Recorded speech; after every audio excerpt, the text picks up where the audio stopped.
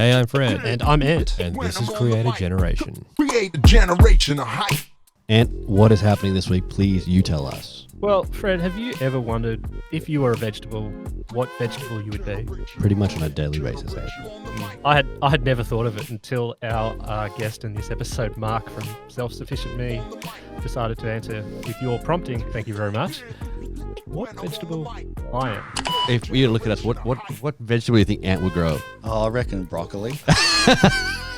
Because that was more like a visual thing. Right. Upside down head of broccoli. Remember, we also have Change at College, which is going to help you become an even better YouTube creator. And you can find it at changeatcollege.com. That's CHANGER college.com. Let's get into it.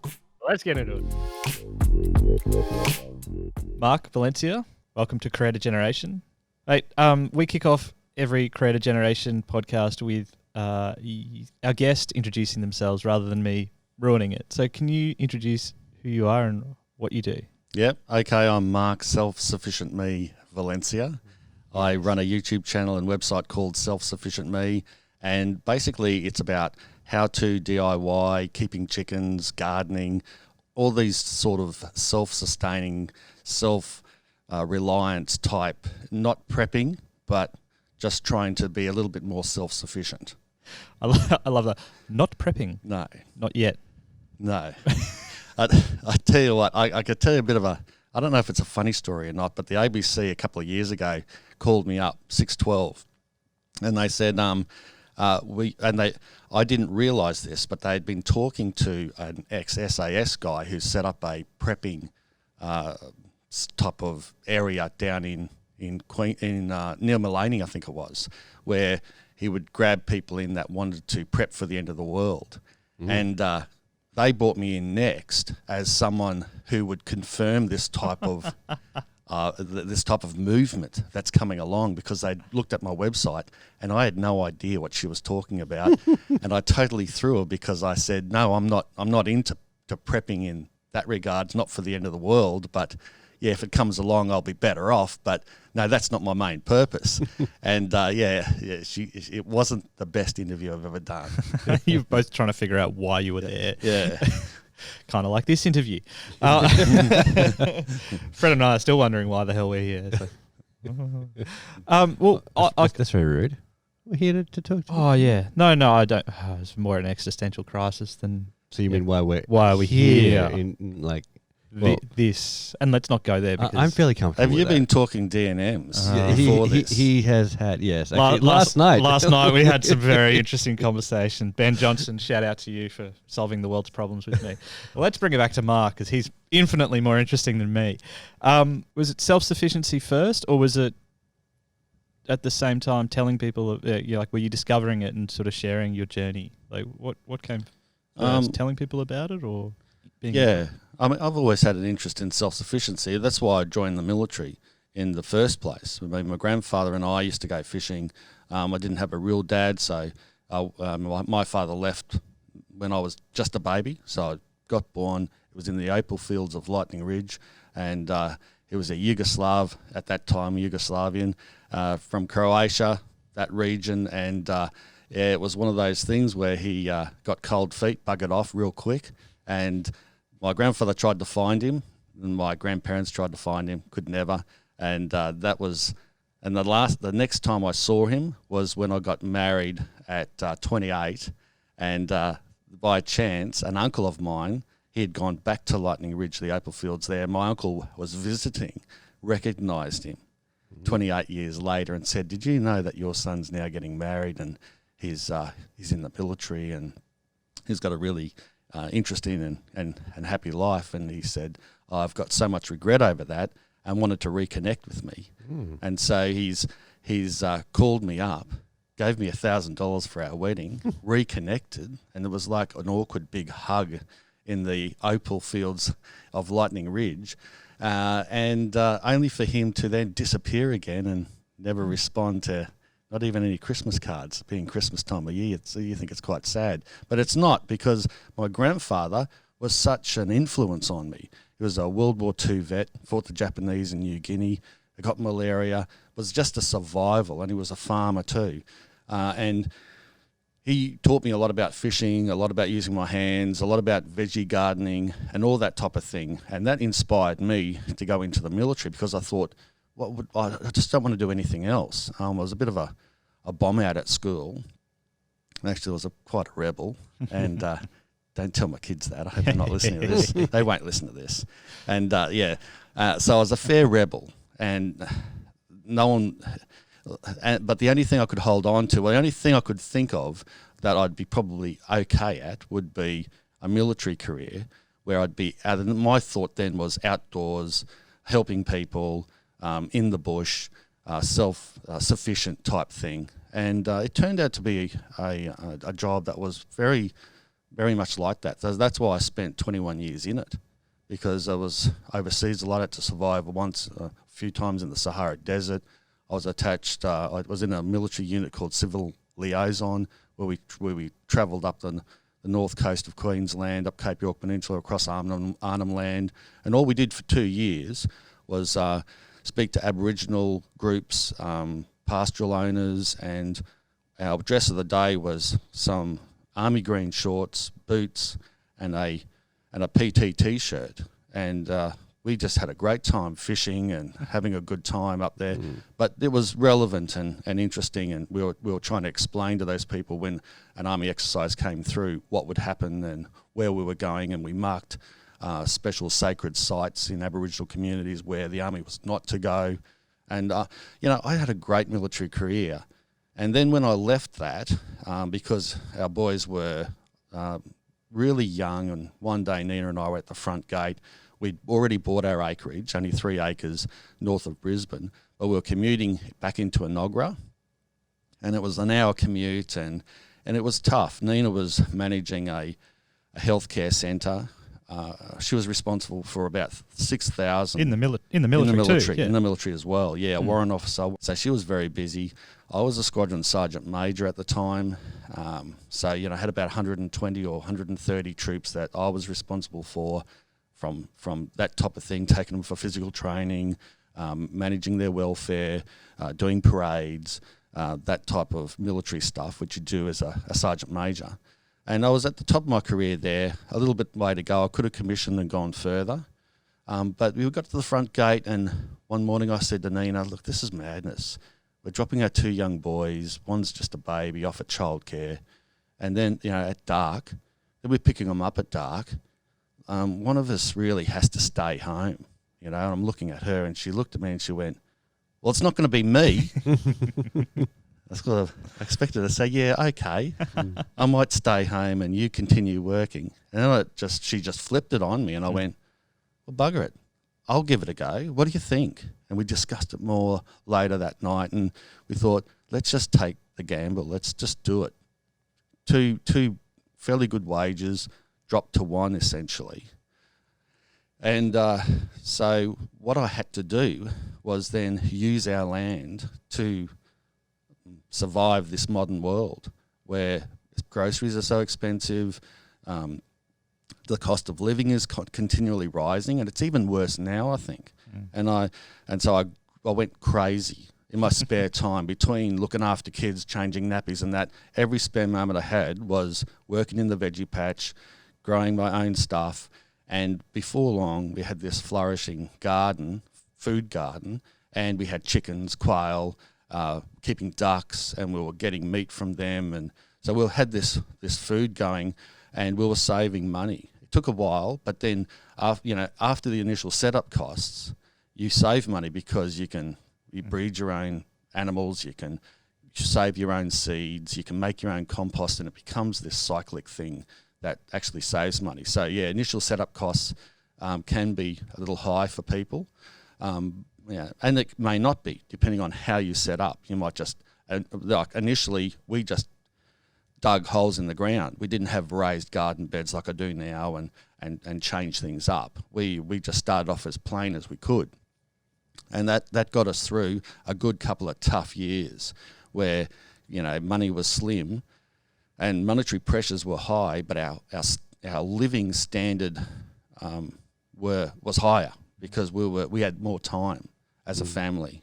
Nina could just worry about work, and she does very well, and she progressed on, and I could just hold the ground.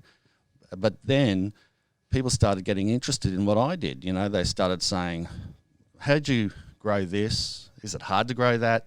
How did you make this preserve? And Nina kept hearing the same thing over every barbecue. Well, this is the recipe for this. And I'm all excited about it. One day she said, Mark, fair dinkum, you're driving me crazy. These barbecue things, but you tell them the same thing over and over again.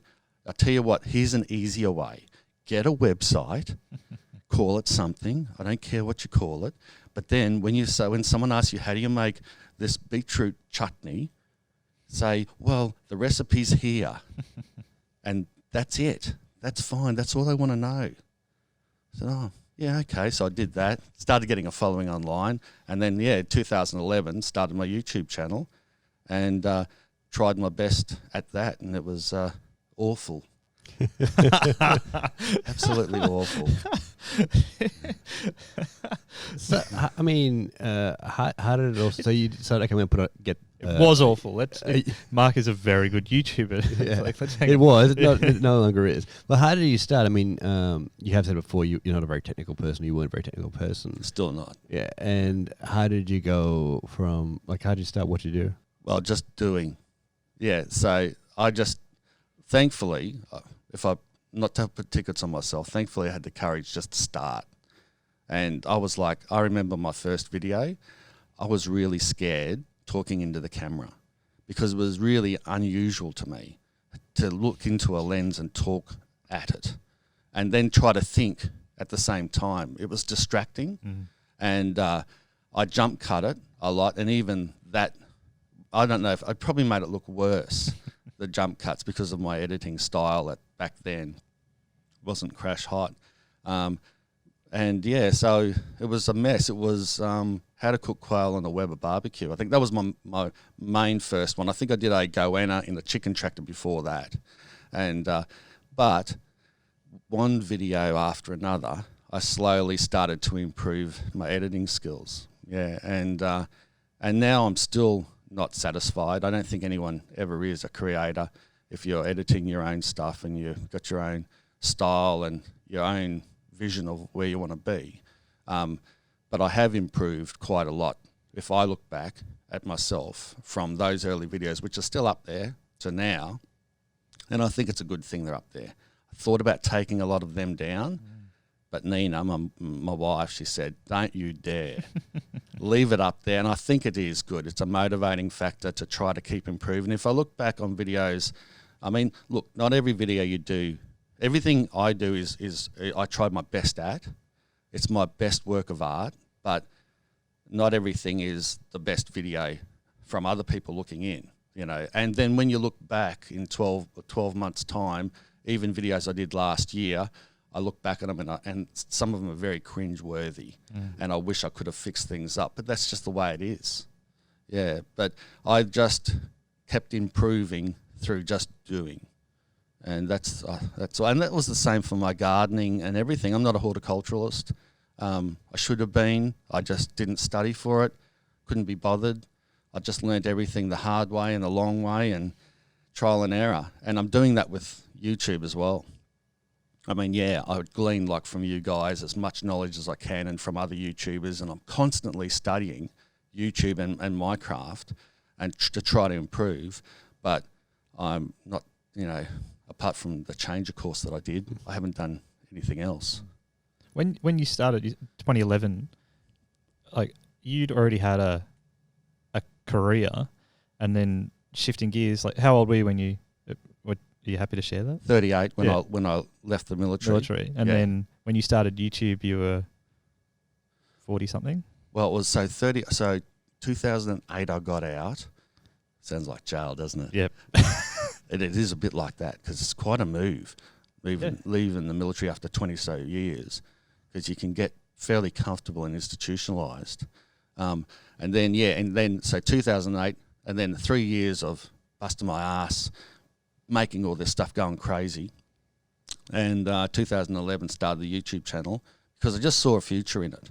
Yeah. And So is that something that you were you were watching other things and Yeah. seeing I could do that, or was it Nina saying, "Mark, you can do this"? So, like, what was the spark for you as you know, to think, oh well, what I can have a crack at this. Yeah. It would have been. It was watching gardening videos, and because YouTube is that educational platform. It's not all about happy cats and sad cats. And that is how I thought. Well, I'm watching these guys go around in their garden. I can do that as well, and that's all I really thought about it. And I thought that I could possibly entertain people and do a fairly good job at it. In the military, I was a recruit instructor. I was an instructor in many things. I was a driving instructor as well. I was a coach, a weapons instructor, a weapons coach, a field instructor. I had formal training in teaching, so I thought that getting in front of the camera would probably be something I could do fairly well. I just didn't realise I couldn't. And so how did those first videos go? Well, they didn't go that well. I think they're up to a couple of thousand views still at this day. But it encouraged me. I mean, when you're just coming up, when you're just starting in YouTube, a few hundred views is a really good thing. A lot of people. Like, It is. Think about it. Yeah, it is. It is. 1,000 people. Imagine that, sitting in a room watching your content or something you produced. I think everyone should be encouraged by that. And YouTube does allow people to start off from nothing. And if you've got the right content and for what people want to see, and you present it in the right way, I think it doesn't take long for you to get noticed. With the help of people sharing your stuff around and that type of thing, and liking it, and YouTube then finding out by the length of time people watch your content, you must be interesting enough. Then they give you a bit of a try, and then before long, it might take a while. It took me years. I started in 2011. It wasn't until 2016 that I had what you'd call a viral hit for my channel. Like, a viral for me would be you're getting more views than you've got subscribers type thing. So I was very happy when one of my videos got picked up, but it wasn't until about 6 months after I'd made it that it all of a sudden just took off and must have got shared around and everything. And then I got a big influx of subscribers and my channel started taking off from there. So, I toiled for quite a long time putting out the best videos I could, dozens of them, before I got noticed, but before I really had a big break. And that was very exciting. What was that video? That was how to grow a ton of lemons. How to grow a ton of lemons. Yeah. I was we're in Dubai, in the airport. And I turned my phone on the Wi-Fi and it just went ding, ding, ding, ding, ding, ding. Like all these messages and social media and I was like, is my phone being hacked or something? What's happening here? What's all the urgency? And that video was going off and everybody was messaging me and it was very exciting. And I looked at my numbers and it was like 1,000 subscribers in an hour. And this was just gold. Really happy. And do you know what had happened? Do you know how it got picked up? No idea. Just that a few people must have started watching it and watched it maybe all the way through because it's got some good watch time. It's about a 12-minute video and it had a good thumbnail.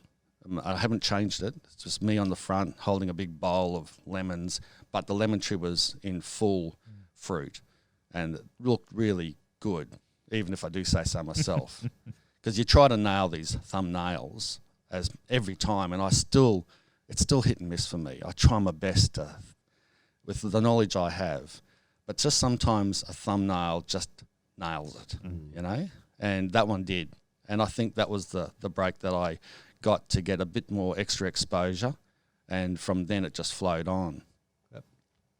I'm a bit dry because the missus hit a kangaroo this morning. Oh dear. 5:30, on the way out. All right. So I had to go and Finish it? Well, luckily it passed away before I got there. Uh-huh. She's saying it's still alive. It's trying to get up, and so I took my tools, Yeah. towel, and everything. Got there, but it had passed away. Yeah. Is the next video how to cook a ton of kangaroo? No, but I did film a little bit of it. I'll see if I can work it in. It's probably what happens when you bury a kangaroo on a banana tree. Oh. Is that what you do now when you're doing something around anything around that area? Do you think, okay, I can film this, or this would be good to film, and then you just film it? Yeah. If it can tie in with my theme, Yeah. yeah, I do. Yeah. It's just something you always think about. I guess 10 years ago you wouldn't have thought to like pull out your camera if you hit a kangaroo. Or, No, yeah. you wouldn't. But you have to be tactful for something like that. Mm. Yeah. Look at Definitely. Ant's laughing Very away. He's Well, like, he's very anti-animal at the moment. No. This is a throwback to last night's dinner. It's Just- very pro meat.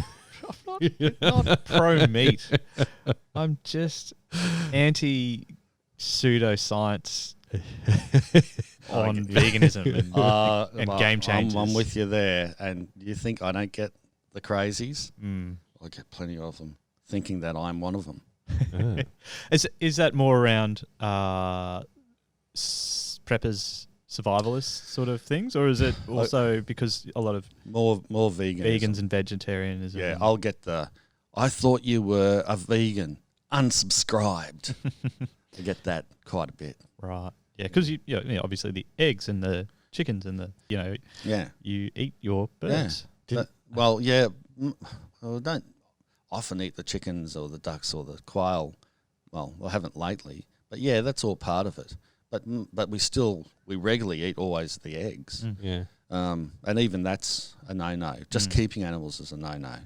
But they just think that if they see just a few veggie gardening things, they subscribe, and then they find out later that I keep chickens. It's So what is And you who- finish off kangaroos.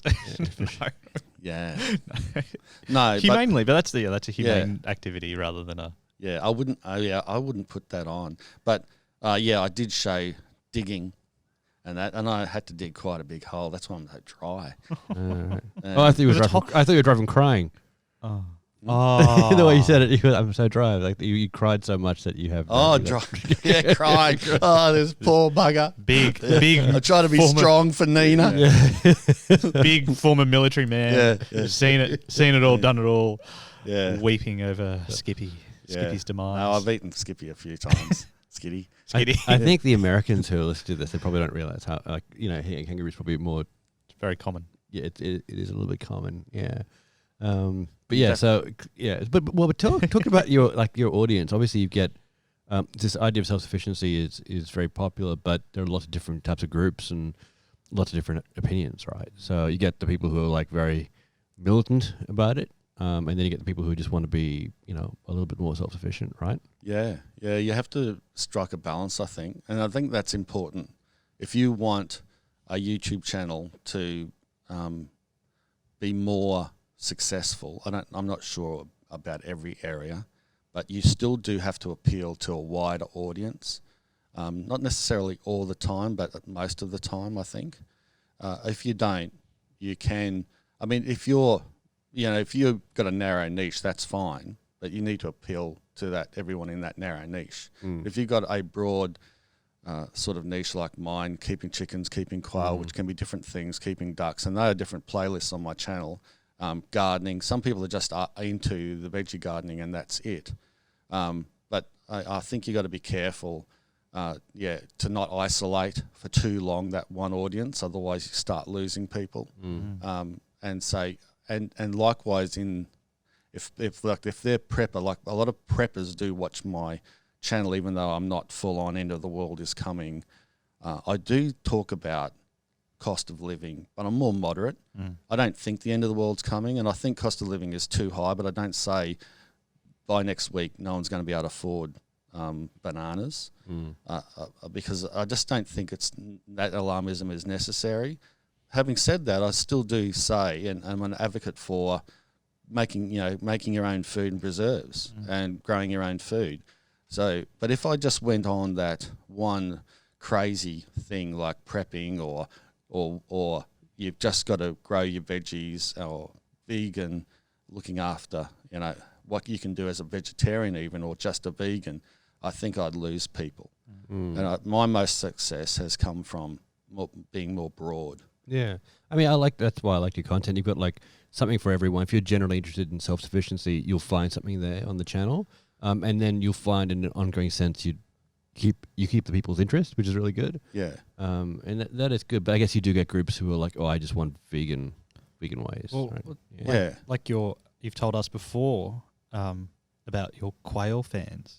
I think Yeah. it's quail. I'm pretty sure it's the quail fans. Yeah. They're quite enthusiastic, aren't they? They are, yeah, yeah. Because I think earlier on I had more success initially, like my how to build a quail pen, that got quite a few views, about 110,000 or something. I don't know what's up to now, but earlier on, before the lemons video, so it wasn't a big breakthrough thing, but I just started getting a following on that, and I think the reason why was because I started something different. People, like, I'd go to YouTube and I'd wondered how to keep quail. I liked eating quail and I wondered if it was easy enough to grow them, and it is. They're one of the fastest growing animals on earth. Within 6 weeks you have a quail from egg to adult, and they're laying eggs, and so they breed basically faster than rabbits. Yeah, so I was very interested in it, but people were taking advantage of that, keeping them in small cages, even keeping them in apartments. And I initially tried a swing set, and I repurposed our kids' swing set, and I put them up high, and so they were safe, and they were sitting in guinea pig hutches, and that was a better way to keep them. But then it just wasn't as good as, say, a quail pen. It wasn't as humane. I don't think. And I changed it then. I made this video saying how to build a quail pen, and I showed and my reasons for the more humane way that I thought was a more humane way of doing it. And that video got some traction. And I got a quail following before I got a veggie garden following. But veggies are a lot more popular. And I just had to follow that potch, because you follow the potch, you get to the opal. And that's what I was doing. I was Follow the what? pot. Yep. This is you've Going gone back- all Lightning Ridge on us, have you? yeah. The potch is opal that hasn't formed yet, but if you keep following that, it eventually comes to what usually comes to a patch of opals, and that's where all the money is, of course. So what miners do is they look for the potch first, and then they can either slow down and to follow that line in between the layers of earth, and then they reach the opal. And that's what I was doing. I saw that veggies and fruit were more popular, and so I followed that for some time, and I built a really good following then on the growing the veggies and the fruit trees and that type of thing. I was just doing what I thought was the right thing and what more people wanted to see. But you were doing anyway, right? You were, in terms of your lifestyle and home. Yeah, that's right. I had all that content there. I had all that stuff there, that knowledge, and I was doing anyway. I wasn't actually creating more fruit trees or more garden. I was just pointing to that area of self-sufficiency. Follow the potch. I like that. That's a good analogy when you explain it. Without explaining it sounds crazy, but when you well, yeah, that's just from my background. Yeah. Brilliant. And you were talking before about your army skills. Like, how many, like in your teaching skill, how many of those translated across to what you do now? Well, I think explaining things and putting things in a logical sequence and presenting, although against a camera, was very different. Extraordinarily different for me. I didn't think I'd be that bad or that scared. I mean, you know, I had cameras and people. I'd be giving speeches and instruction to hundreds of people as a warrant officer. You know, big units of people, and you'd get a bit nervous in that. But yeah, I don't know. It was just very different and awkward talking to a camera. It's not now for me, but it did help me because you naturally don't lose a lot of those skill sets. And to be able to formulate that was an easier skill for me to transfer over, and to know how to teach those types of skill sets. Because I was teaching also recruits that had no idea about the Army. And I spent 3 years as a recruit instructor, and I think that stood me in good stead for beginner gardeners and beginner food growers or beginner quail keepers. What about, like, we've touched on technically that you were like, that was something you were not at all familiar with. What is it that you used to create your content? Well, what did you start with, and what do you use now? Like, I think, like, we know that it's very interesting, I think. Yeah. Well, I started with a really old Sony camcorder, and I mean my phone to begin with, which was awful back then in 2011. Even, you know, it was shaky, and a lot of that video of the lizard goanna eating the chicken eggs in the chicken tractor, a lot of that was shot on a handheld old phone. But then I tried to upgrade to this inexpensive Sony camcorder, which still is terribly grainy and awful. Look, I only just got a new camera last year, was it 12 or 18 months ago? And it's a Sony 90, like a nice looking camera. It's worth about $7,000. And that shoots a good bit of film. So you, for the majority of your growth, were on a cheap camcorder. That's it. Yeah. Cheap of the cheapest. Yeah. So anyone who says you know they need good equipment, that's something, right? Cheap of the cheapest Yeah. camcorders. Well, before that, I did get some no-name off Deals Australia or something, Deals mega website, and it was a no-name Chinese thing, and I sent it back because that was fair income worse than my phone. Right. And then I sort of went, I'll fork out like $600 or $700 for this Sony camcorder. And and when I look back now at those videos, you compare them to the new ones, the imagery was just terrible. Does that still use digital tape, or did it have cards? No, it just had an internal memory. Really? Yeah, Right. yeah, Okay. no cards, no. Yeah, but no, it wasn't tape. It was reel to reel, Sonny boy.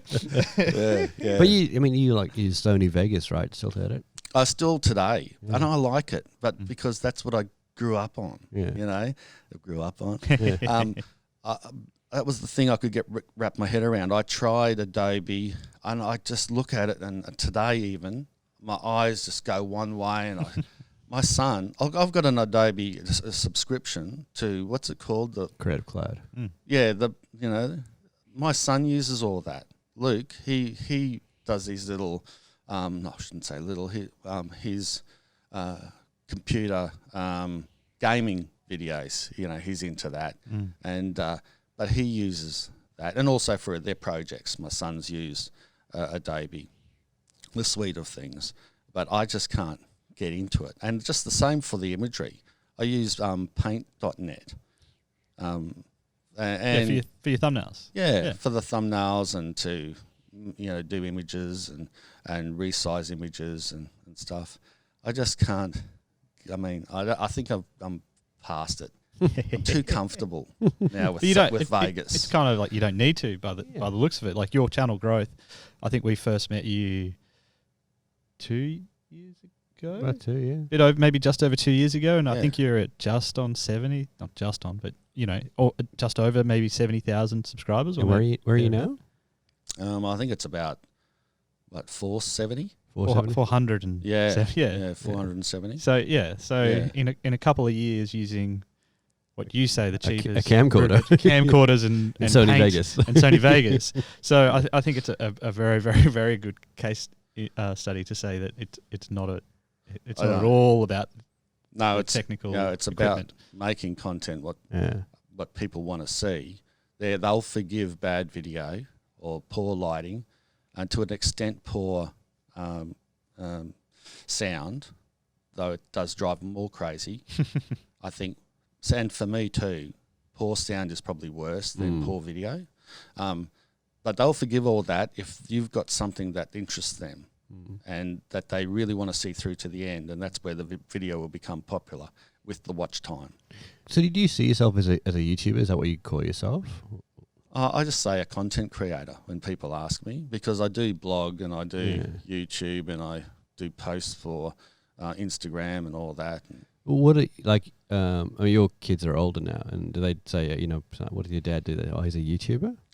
Yeah. He's a YouTuber, and he knows the internet historian. Snap. Hey, Wow. And Tom Thumb, you know, Tom. you guys are. and buddies. Tom, yeah. That's interesting. I think normally we have with a lot of the YouTubers we talk to, they're talking to their parents stuff about being YouTubers. It's rare you have a YouTuber who has young kids who aspire to be what they want to be. Or I was like, interesting. And what about the ex-military people? Like, well, not ex-military, the current military or your former military people that you worked with. Yeah. Knowing now what you do, is like, do they understand? Yeah, well, initially they didn't. I got a lot of blowback from family and friends and, ex-military, thinking I was going in the total wrong direction. and I was, besides my wife, mainly, I can't think of anyone else really that supported me much more. Wow. Well, we were on our lonesome for that. What about now? Do they get it? Now everyone gets it. Awesome. Everyone loves it. Yeah. And ex-military personnel, I think a lot of them see it as a very different career after the military, but then opening that box up more and exploring other things that you could do, maybe in the online world, because military people do have a lot of skills out there, a lot more skills than I did when I left. There are some very, very clever cookies that need to leave the military at some point. And perhaps the new digital age will give them some type of avenue for that. And I think that is fantastic. And if I can become a YouTuber and make a living out of it, which I am now, and a fair living now too, that I've dedicated everything to it now because it really is consistent and I can make a living out of it, many people can make a living out of it. In fact, I got a visit from a high-ranking officer the other day. And I won't say who it was because I'm not sure if he'd like that, but a very lovely gentleman, works in Brisbane, going to move soon down south, still in the military, still got about 8 years or so or more left, but he contacted me and asked before he left, he'd just like to come and see the property and meet the man. And I thought that was so... such an honour for me. And I don't normally let, people visit for security reasons, and also it's just probably not right for the family and that. But I made an exception, I said, for the brotherhood. But it was a lovely visit, and it just made me think personally that if someone like him can enjoy my content and get something out of it and think that I might be able to do something like that when I leave. It really gave me a good buzz and gave me a lot of motivation, and that was just recently. It's just a few days ago. Yeah, so those are the type of things that do motivate me. Feedback from supporters and subscribers and people in general and friends. And how do you deal with the rest of your fans? Do a lot of them want to meet you? Have you ever met a lot of your fans before? Well, I need to do more on that part. I think I need to. I mean, I sit down for hours answering. I get about 7,000 comments and messages and emails a month, and you just can't answer them all. But after a video, I will try that same day or the next day answer as many as I can questions. I'll try to get through the whole list, and it can take me hours and hours, 8 or sometimes a whole day session. And I think it's important to try to answer as many as I can because they're the people that share your stuff around. They're the people that support you. You should never lose sight of that. But I'd like to try to. But I get a lot of "Can we come and visit?" And it's just difficult because you also got a family and a private property and neighbours, and so you can't you can't sort of honour all those requests, even though I'd like to. But maybe in the future there might be an avenue for me to get out more and put out, like, can we meet somewhere and get together and talk about the similar things rather than, you know, coming to my property or whatever. But I think that I try to make as much effort as I can towards subscribers and people that follow me and supporters, and I probably would like to do more. Yeah. Now, from the fans, is there one thing that's very popular? It's like they always ask for, and that's very, like, in terms of a topic, like, you know, lemons, quails. What's the most popular one? You mean individual videos or individual areas? Yeah, it's probably growing food. Growing food. That's the most popular. Is fruit and veg growing, and yeah, I can understand that because everyone likes a nice fresh. Everyone has to eat, and everyone loves nice fresh food, and the fresher the better, and organic, and it's terribly easy to do as well, even in a small space. Yeah. And what's your favorite thing to grow? Oh, that's a good question. Probably tomatoes. Tomatoes, right? Yeah, love them, and they're really good for you. Do you love growing them because you love eating them? Yeah, yes, I love eating them. Growing them is can be a task in the subtropics, but you can still grow them, and they're not that easy to grow in the subtropics. But you've got like 20,000 different varieties of tomato, and I'm never going to get through them all. Do you think some people just you look at them and you think, oh, that person's definitely going to be good at growing that thing? Like that's a tomato farm. Oh, that guy's gonna love zucchinis. Like he has to be growing zucchinis. And do you look at Fred and say you're a plant killer? Yeah. Or do you actually, speaking of which, if we look at us, what vegetable do you think Ant would grow? Like, what would be his specialty? You reckon? Oh, I reckon broccoli. Because bland. If you look at his broccoli's brilliant. No, it's very healthy, but very. You're not eating it right. Well, that was more like a visual thing. Right. Upside down head of broccoli. You know, I've tried growing broccoli a number of times. No, I'm trying to like paint over the top of what Mark is having a massive burn on. I've never had any luck growing broccoli. Like, it doesn't work for me. But keep on that. Well, what would Peanut Head over here grow? What would I grow? What kind of vegetable? Well, you could grow peanuts. That's a difficult crop, though. Yeah, peanut would be hard. Yeah, it kind of looks like a Mr. Potato Head. I think. You know. What do you reckon, Mate? What do you think what would I be growing? Plum. I reckon plums. Oh, that'd be excellent. I love plums. Do you? Yeah, I love plums. Do you know you can eat them green with salt? Yes, oh, I know. Do? We had when I was young, we had a couple of plum trees, and we ate them green. They were really good. With some salt? Not with salt, but we had them green. Do you need the salt, or no? It just makes it probably tasty? Not. But yeah, remarkably, the salt takes away the. It's a bit like eating a lemon with tequila, and you put the salt on it. Sort of counteracts the sourness. Interesting. I didn't know this, and this is why I love YouTube too. Yeah. Because I get so much feedback from supporters and other YouTubers and other gardeners. And one of the guys was Keith. I can't remember his YouTube channel. He doesn't YouTube anymore, but he was in Canada, and he said, "Mark, you know, have you ever tried green plums, but you have to have them with some salt." Right. And it's not a bad idea because here you got to net the plums because the fruit fly get them and the bats get them and everything gets them. Yeah. But when they're green, nothing wants to touch them. So you can pick them green. And I did. I tried it. I thought this is going to go down bad. Is he having a lend of me? Cut them open, sprinkle the salt on it, shut my eyes, down the hatch. It was brilliant. I do that all the time now. Oh, mate, that's good. So I'm tasty, juicy plums, and is dry, fairly boring broccoli. You are not eating broccoli right. Makes a lot of sense. I like it. Yeah. Well, no, let's be fair. I'm happy with broccoli. Like Fred thinks it's a negative. I think it's a positive. I'm down with it. Yeah, I like it. Let's make them both positive and both negative. I was more going on the sour lines. But then, no, it's sweet. And you need to take him with a grain of salt. Yeah. Lots of grains of salt. I like that you said that Ant looks like broccoli rather than he grows. I think Mark misunderstood the question. Imagine a thing of broccoli. That's pretty much what Ant looks like.